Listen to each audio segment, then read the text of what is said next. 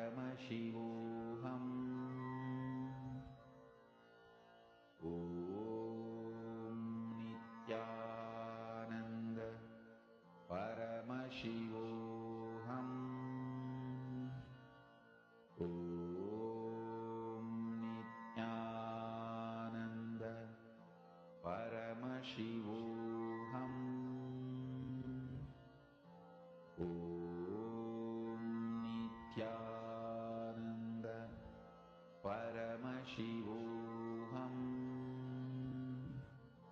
Om Nithyananda Paramashivoham.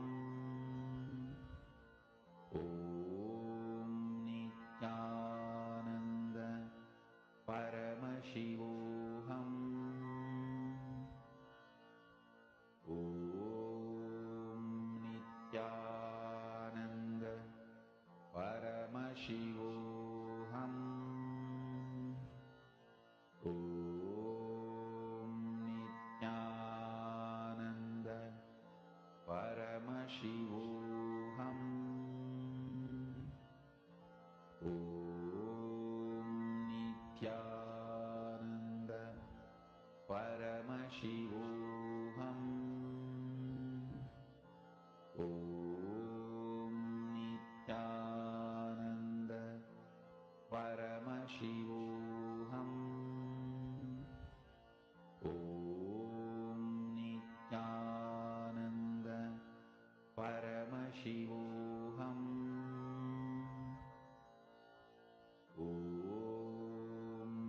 Nithyananda Paramashivoham. Om Nithyananda Paramashivoham. Om Nithyananda Paramashivoham. Om Nithyananda Paramashivoham. Om Nithyananda Paramashivoham. Om Nithyananda Paramashivoham. Om Nithyananda Paramashivoham. Yes, all of you can now please relax slowly. Now, we're all going to be entering into the next session, one of the most important session. The essence of life itself with this one cognition will change completely. I request all of you to listen to this one truth, and it's one of the most beautiful truths from Swamiji. This is the secret of Sadashiva Tattva. So let us listen to the revelations now.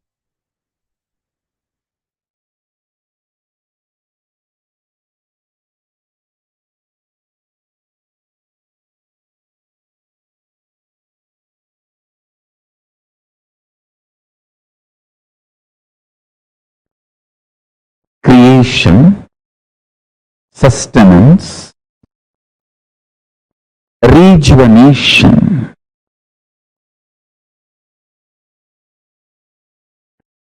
putting in delusion or pulling out of delusion, and liberation. All the five. Listen. Creation, maintenance, destruction or rejuvenation, the Samhara Tattva, and putting into delusion or pulling out of delusion, Throbhava Tattva, and liberation. All these five aspects of Paramashiva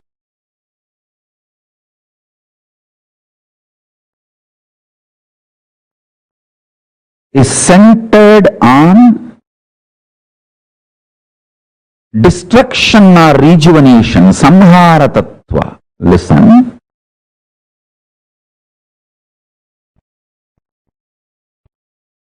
If you cognize yourself powerfully as life, conscious,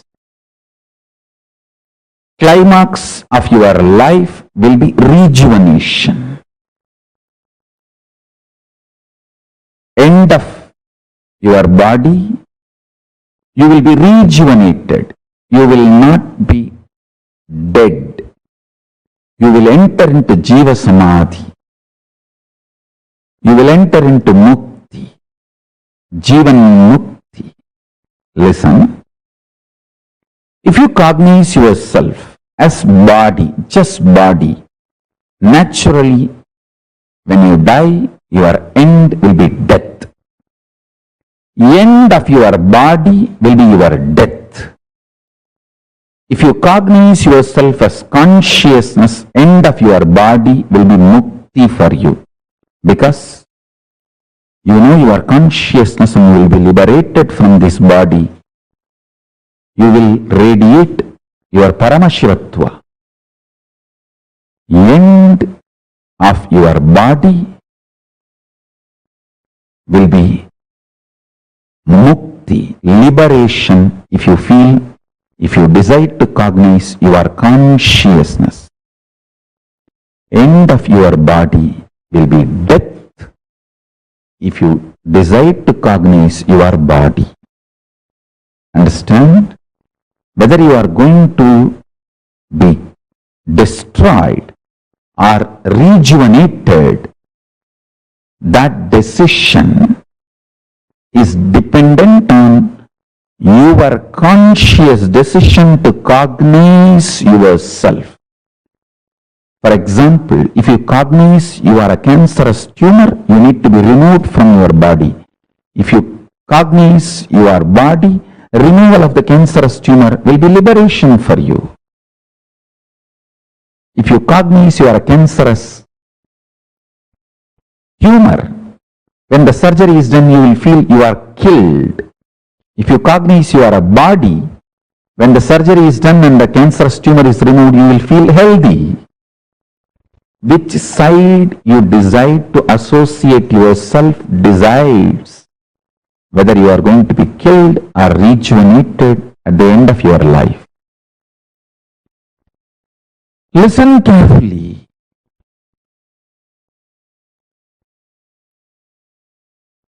With this consciousness, consciously cognizing, if you start living intensely, if you decide to live with this conscious cognition and start deciding intensely, start making conscious cognitions intensely,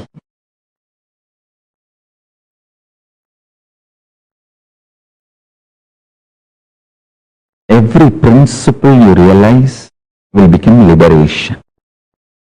It will manifest as powers.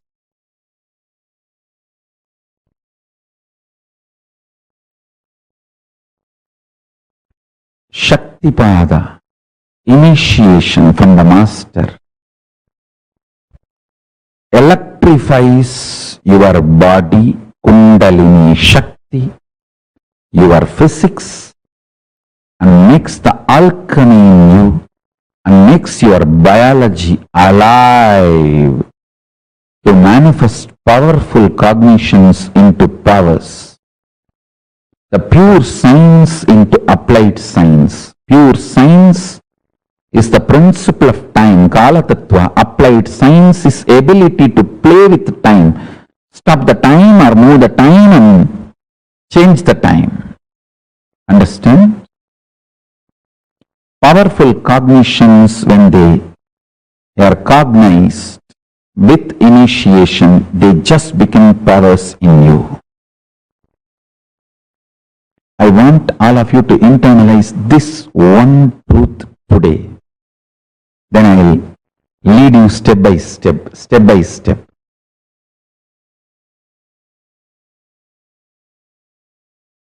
I'll give you a simple technique which I directly received from Arunagiri Yogeshwara.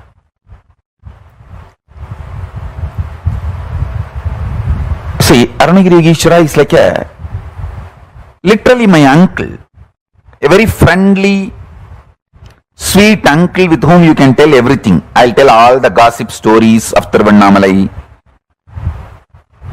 It's not that I had only serious talks with him about enlightenment, cosmos, prapancha. No. Many times I'll go and tell,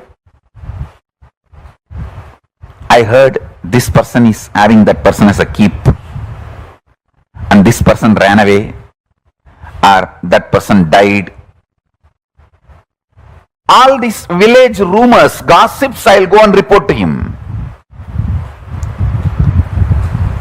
Once I was reporting a death which happened in village, local village, to him, and said that a lot of people have gathered. This elderly person is dead. So slowly conversation turned towards death, and I asked him exactly what is death and what is its impact on the life. Of course, he gave me many wonderful understandings, realizations, including the experience. He showed me how the life moves and all that. Finally, I wanted to share this part today with you all. Many things he revealed, and I'll share that in other satsangs. Now, I wanted to give this one important part to all of you. I asked him, how to conquer fear of death? He stretched his hand and said, anything you ask, will you give? I said, what? How can you even ask this as a question? It is yours. Please tell me. He said, give me your life. I said, whatever I know as life, I experience as life, I feel as life, it is yours. I put both my hands and held his hand and put my head on his hand. And he said, now you are dead. And actually I saw everything stopped functioning. I don't know how long the time was. The next I heard is, I am alive in you from now. And then he said, now I have given this life to you. Everything you have now from this moment is a bonus. I tell you, from that time till now, whenever I feel any difficulty externally, internally, only one thing I will remember, I am already dead. Now whatever I am having is a bonus. Come on. This one realization, even now it stays in my guts. It stays in my guts. It just rejuvenates me every time I remember. Every time I face the difficulties externally or internally, I remember holding his hand with my both hands and putting my head on his hand and declaring, I am giving everything to you. And he declaring, you are dead. And then he saying, from now, I am alive in you. So the life is my gift. Everything is my gift. You can't complain about anything anymore. In multiple dimensions, I started realizing it. I can't take the life for granted anymore. I can't complain about anything, about anybody, about anything anymore. I can have only one thing, gratitude. Nothing else. I can't complain. God, what a shift He gave me in life. What a change He has done to me.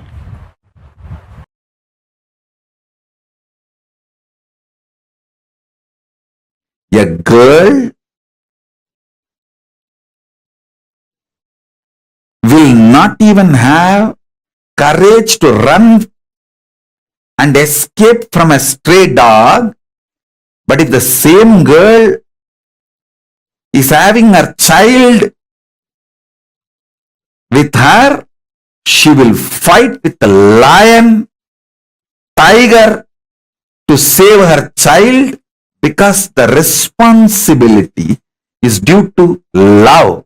Love triggered responsibility is an ecstasy, joy, not load. When you know all your struggles, he is struggling, you will take responsibility supported by love. Intense love triggered responsibility is ecstasy. If you understand this example, you will understand what I am saying. A girl won't even have the courage to run and save herself from a stray dog, but she will have a guts to fight with the lion or tiger if she has her child need to be protected and defended, because it is love triggered responsibility.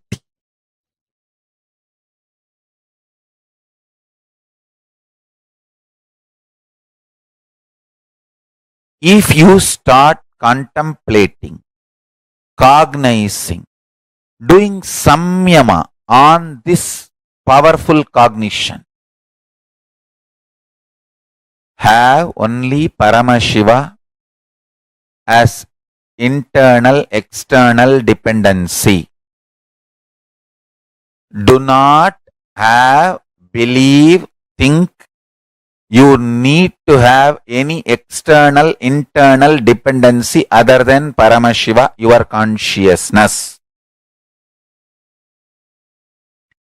Any fear you have, greed you have, the false belief you have built, you need internal, external, other dependencies other than Paramashiva. Start pinning down those patterns, root patterns, and start the completion process. Start integrating yourself to Paramashiva. You will see miracles start happening. You will see power manifestation start happening.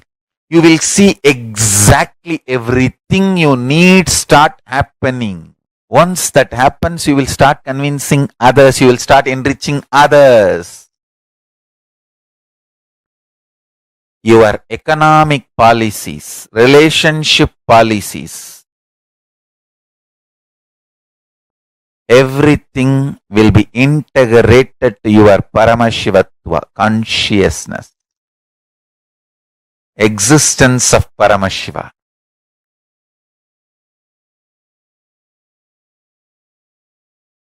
I am telling you, if you start doing dharana, pratyahara on this truth, hundreds and hundreds of truths will be revealed to you. Lot of delusions will start destroying, getting destroyed. Have matured conversation with yourself. Do this work. Do this as a homework. Then you will understand what I am saying. Then you will understand what I am saying.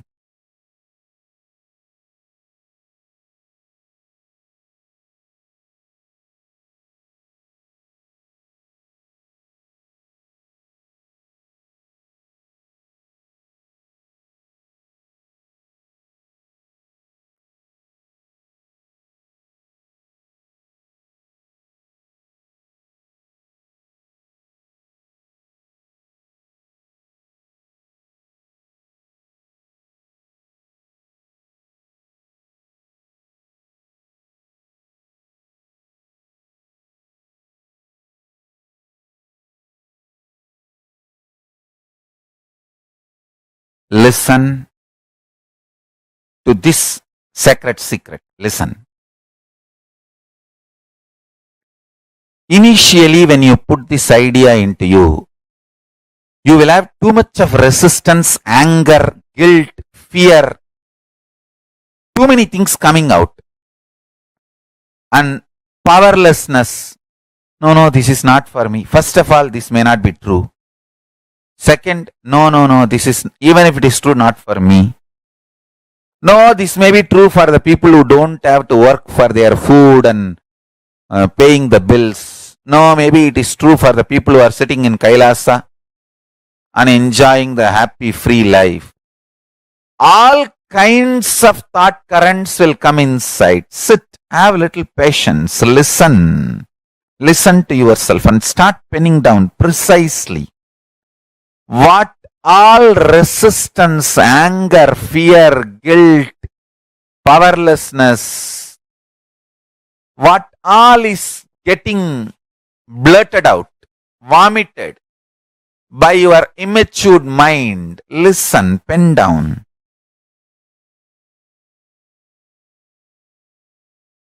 Do completion 2-3 times. Sit with mirror. Actually, I tell you,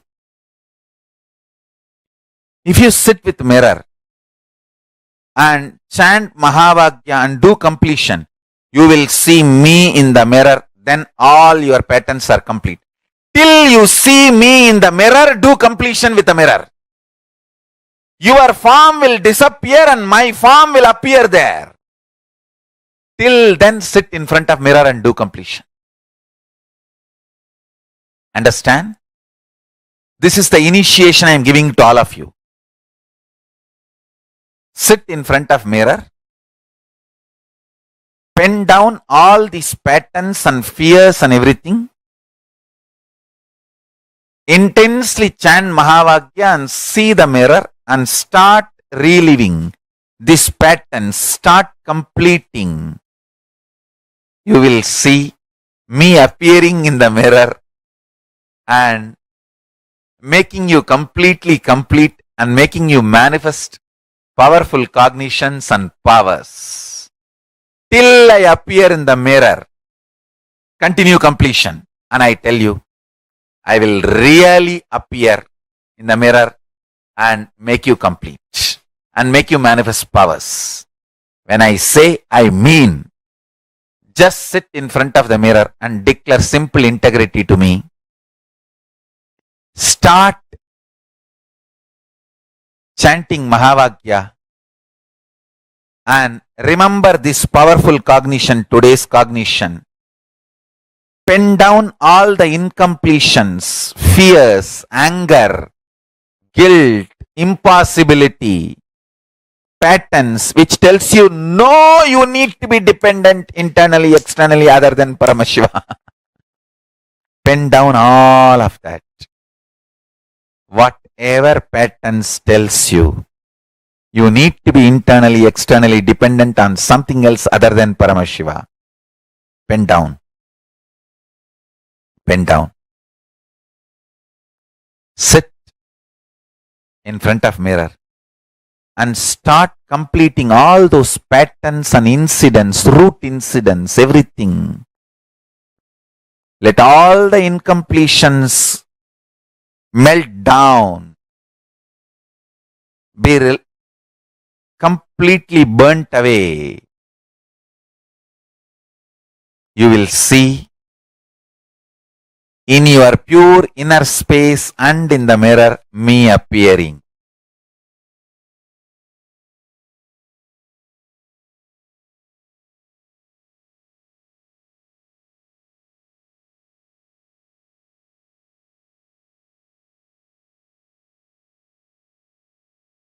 Paramashiva and Parashakti's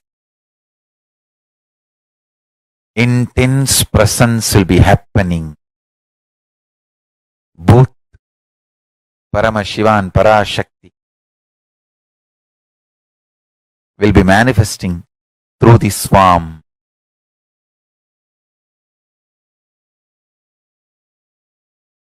And blessing you, making you completely complete, and making you manifest the powerful cognitions and the powers. I bless you all. Let's start this homework today.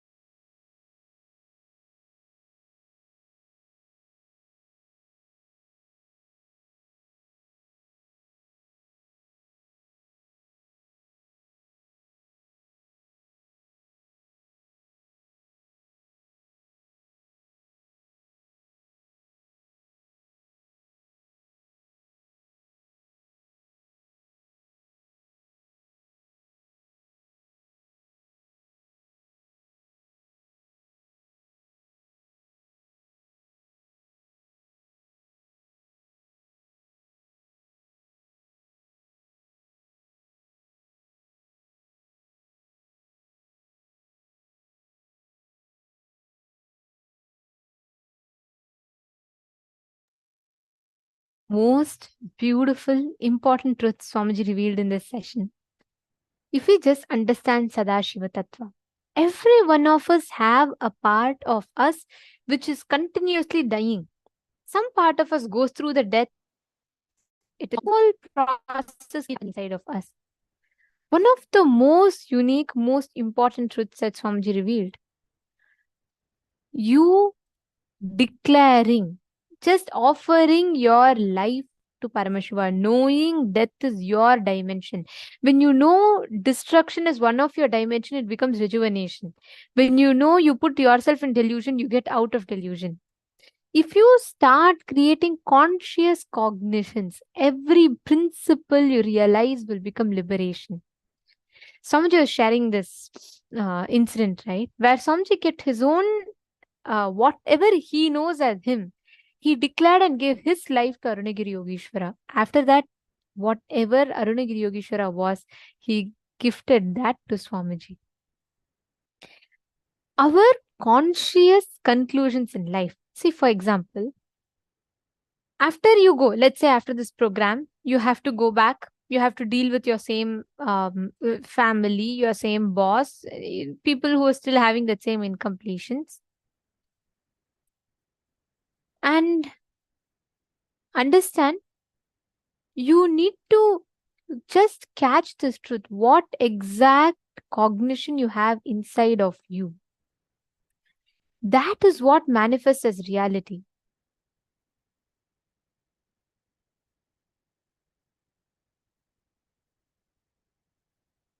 Ma Priyatma sorry, Ma Anne-Marie Kasu, Ma Virupaksha. So I just can't help but I was just reading the experience that you have posted. Like I've always seen this. The way Swamiji has, with each of us, he has such a unique way of relating. Like the incident that you have posted, that Swamiji once told in courtyard that he was asking Kalabhairava 3 times to give you a most complicated spiritual name, and then you were grumbling under your breath in the corner that it was too difficult. You would not use the name, and then Swamiji pointed out to you and started laughing, saying, "Look, look, look! This is how she keeps torturing me." Actually, the way Swamiji relates, it is so raw. It's so beautiful. I have also seen many times. I remember one of the satsangs Swamiji had stopped, saying that, like he gave a pause, saying, if I don't pause enough, then Ma Virupaksha will get angry. So I'll give a pause in the satsang so she finishes translating and then only I'll continue. The way it's just too fun. I know I have always seen that. So I can totally relate to what you're saying. I've seen how Swamiji's the way Swamiji relates with you, I mean, with each of us. See, that again is one of the qualities, the Ananta Kalyana Gunas. Paramashiva happens exclusively for you. Understand, there are more than 500 of you sitting here. Please understand, Paramashiva happens exclusively for you. Swamiji has happened exclusively for you. That is for each of all of us here that are sitting and connecting to Swamiji.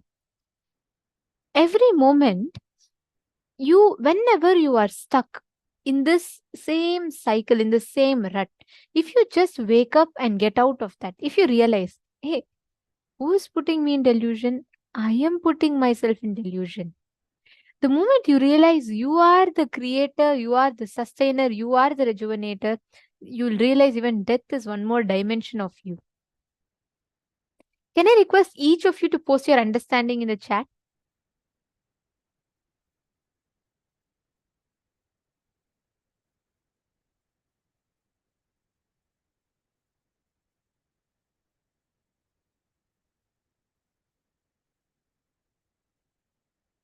Can I request each of you to post? Just cognizing you are Paramashiva. And it is not, see, the moment we say, oh, Paramashivoham, I have to live as Paramashiva, it becomes more like a philosophical meaning. No.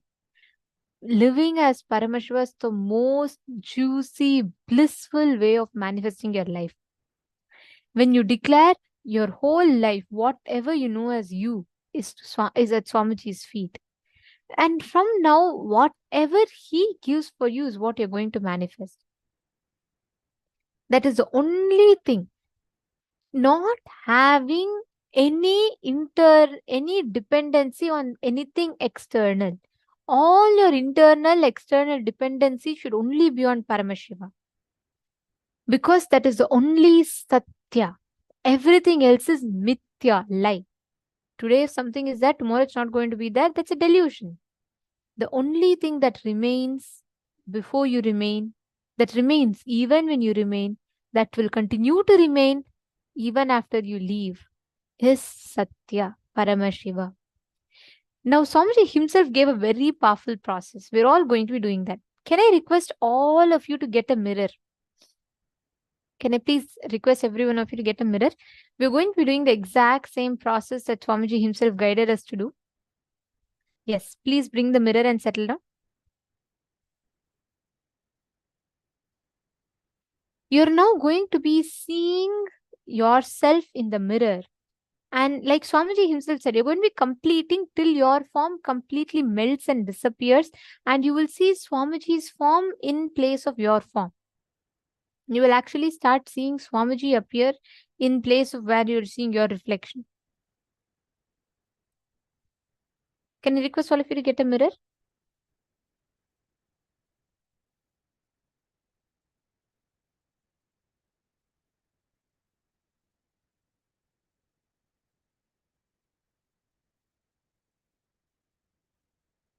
Yes. Now listen very carefully.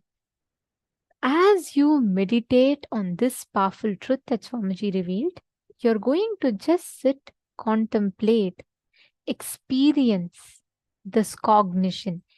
Anything that can be removed from you is just a part of you. You continuously go through destruction is a part of you. Meditate on the cognition and see each of these. First step you're going to do is you're going to pen down. Pen down all the fear, incompletion, everything that stops you from manifesting Paramashiva in you. Anything other than Paramashiva that you depend on. You feel like, oh God, if you don't have money, you can't make your life. All the cognitions, you depend on anything other than Paramashiva, pen that down. Take a few minutes, please pen down.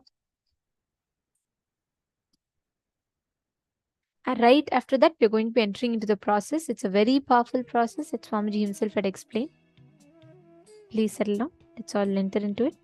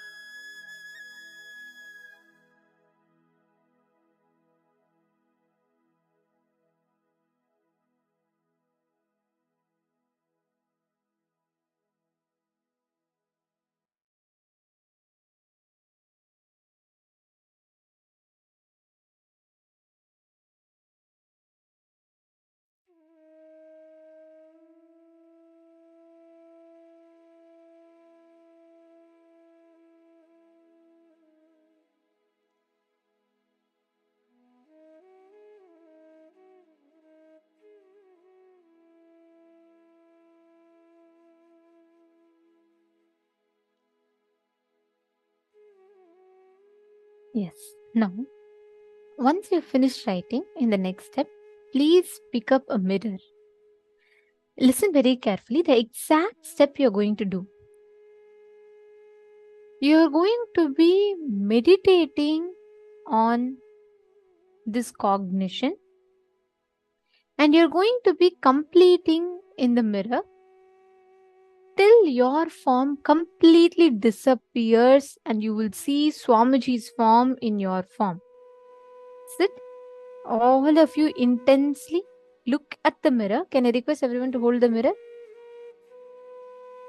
The exact process that Swamiji revealed. Look at the mirror till your form completely melts, and in place of your form, you see Swamiji's form. The moment that happens, completion has happened fully. That's the way to measure. Take a few minutes, hold the mirror, look into the mirror, intensely look at it.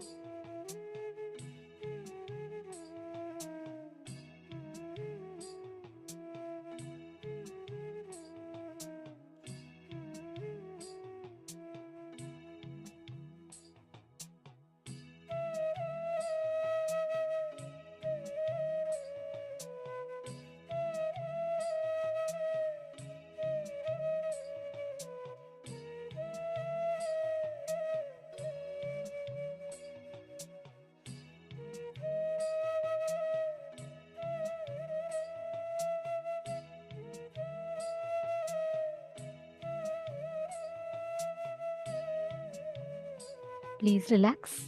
Yes. How many of you were able to actually see clearly and manifest the experience of seeing Swamiji in the mirror? Can I request all of you to post? The exact process that Swamiji explained right now, when Swamiji was revealing to us the process in the session, how many of you actually saw, instead of your form, Swamiji simply replaced it in the mirror and he appeared? Can I request all of you to post in the chat, please? Oh wow, Mahā Bhairava. Very nice. Beautiful. You have manifested that. Understand, that means really completion happened. See, only when you let go of your identity, that means completion happens. And only when that letting go of the identity happens, Swamiji appears in the mirror. Like Swamiji said, if you keep on completing, at one point, your whole thing will just drop and you will see Swamiji's reflection.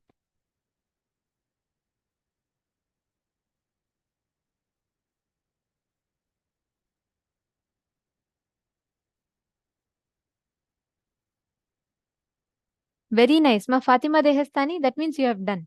And that's wonderful, Ma. And Ma Parameshwari, some of you are saying you have still not. Okay, understand. That means as you keep completing, as you keep doing the process deep inside of you, you will manifest that experience. You just need to focus, bring your whole awareness and go on completing again and again and again and again. That's the way for you to manifest the experience that you want to manifest. Whenever you manifest that space, Ma, understand, whenever you manifest that inner space inside of you, you will manifest that extreme bliss. And that bliss will manifest as a reality and experience for you.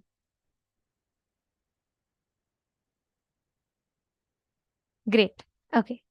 Now, all of us are going to be entering into a very, very beautiful session next. One of the primary qualities of living as Paramashiva is to radiate immense life positivity. But what does life positivity actually mean?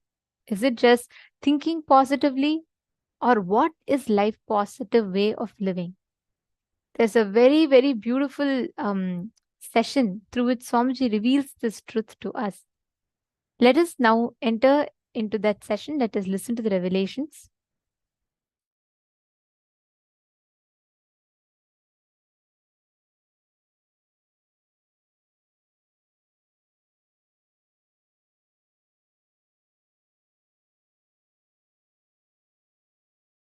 Life is the greatest miracle.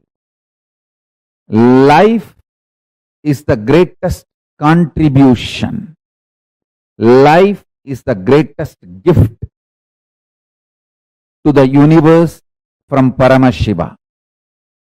Life is very extension of Paramashiva, my own being.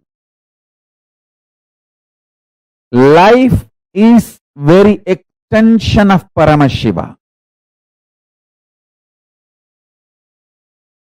When you realize and make yourself life positive, you give a superconscious breakthrough to yourself. When the group of humanity makes life positive decisions for themselves, they give superconscious breakthrough for their group. When a nation makes a life positive decisions and governance, it gives superconscious breakthrough to itself. If a civilization makes itself life positive, it gives superconscious breakthrough to itself. If a whole humanity makes life positive decisions and strategies, it gives superconscious breakthrough to itself. Life is miracle. Life is the greatest gift. from Paramashiva. Every life is miracle.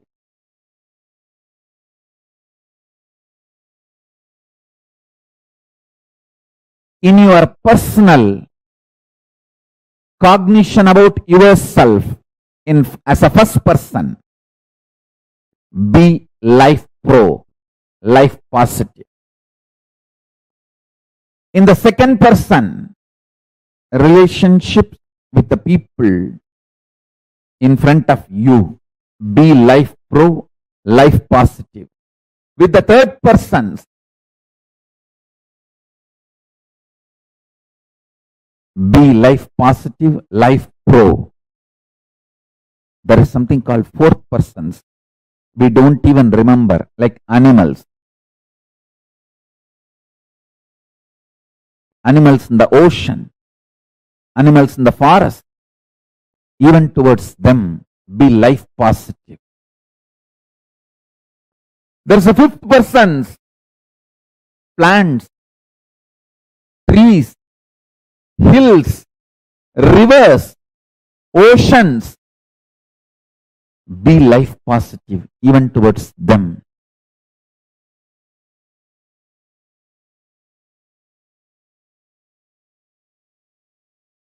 Listen intensely.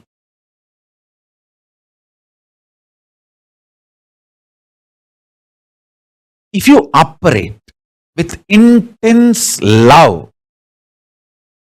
powerful cognitions like a love, compassion, joy, bliss, giving, the Ananta Kalyana Gunas of Paramashiva, you will expand so much. Your perception about you will expand. Your perception about life, reality will expand. Reality itself will expand. Understand? This is what I call life positive decisions. Actually, if you operate from this life positivity, even the chemicals and hormones your body secretes, manifests, strengthens your immune system. There are multiple tons of researches nowadays. If you just Google, you will find tons of proofs for what I am saying. If you operate what you consider as a love, joy, bliss, compassion, even that, the chemicals and hormones your body manifests, strengthens your immune system. And if you operate from the cosmic cognition of you are Paramashiva, the kind of the hormones and chemicals your body will manifest and the kind of the immune systems, the strength your immune system will feel, the strength you will experience is unimaginable. And I tell you, same way, every action you do from fear, guilt, anger, anxiety, the kind of the hormones and chemicals you release inside your system breaks your system literally, breaks your nervous system and destroys your whole body and mind.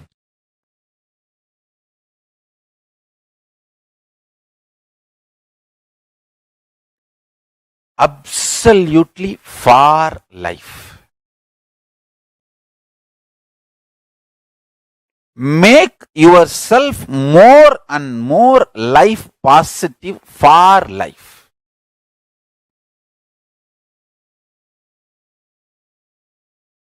The whole vision of your life matters, not small actions. Vision should be for life.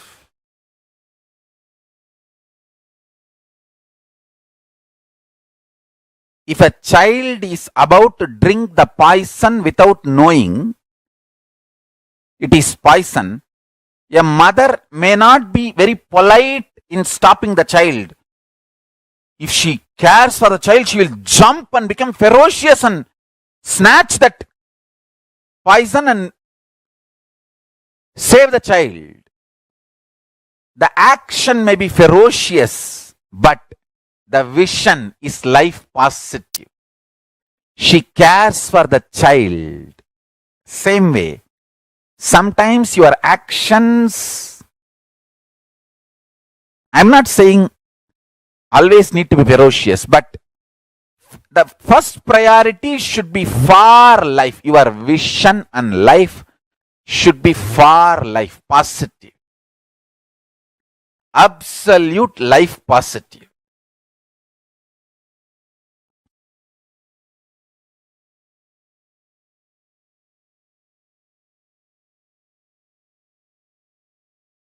Saguni may look very sweet. He was very sweet to Kauravas. But his vision was not for the life of Kauravas. He was destroying Kauravas. He was looking very sweet, behaving very sweet. Does not mean he's a good guy.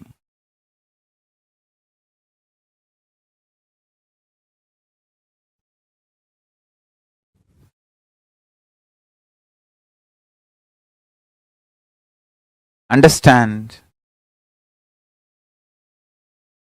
Our priority should be for life. Vision. Life positive.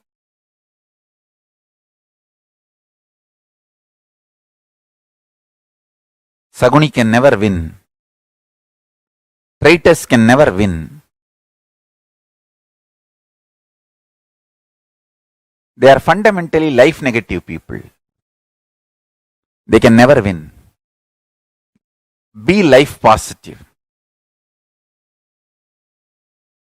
Go on, be contributing.